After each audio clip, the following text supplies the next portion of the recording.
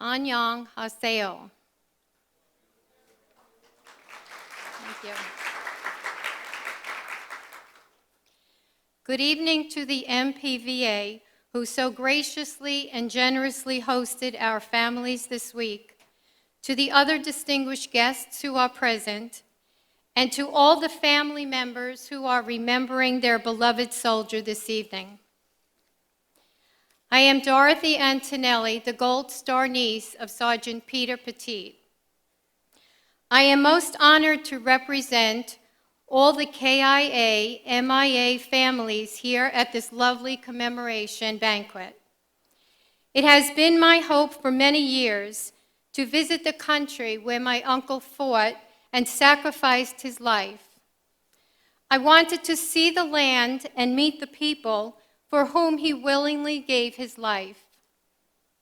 The gift of this trip has fulfilled my deepest wish. This week, the MPVA, on behalf of South Koreans, has clearly let each of us know what the presence and ultimate sacrifice of our beloved hero has meant to this amazing country. Our unforgotten soldiers will never know the victory of seeing South Korea as we see it today. The sacrifices they made in a place far away many years ago were not in vain because they believed the freedom of the South Koreans was worth fighting for. My uncle died in the Battle of Kunuri in North Korea in 1950. We, a family of 4 generations, will never know how our lives would have been enriched by the presence of our beloved uncle. He was my grandmother's only son and my mother's only sibling. Just before Christmas 1950, my grandmother joyfully decorated her house in anticipation of her son coming home from Korea for the holidays. However, that joy was quickly dashed when she received a telegram stating that her son was missing in action. She lived to be 89 years old and never knew how he died.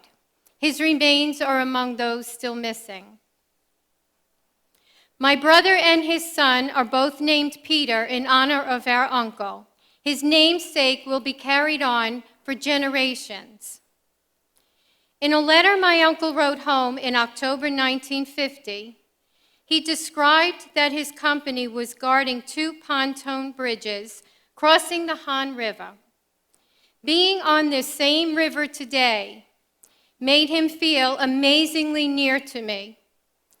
I brought his letter with me and held it ever so close to my heart as I traveled on the Han River. How special and meaningful.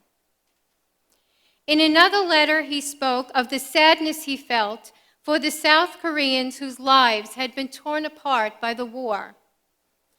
I have been actively involved in numerous Korean War organizations and have met many families over the years. All of us have known the pain, the grief, and the lack of closure in a common way. During this cherished week, I have met many more families. We have shared very special moments and have bonded in ways that I will forever hold dear. My Korean War family continues to expand. The families here tonight understand the emptiness in each other's hearts that cannot be filled. But we can keep the memory alive by remembering and honoring our beloved hero and never giving up hope. Our countries are great friends.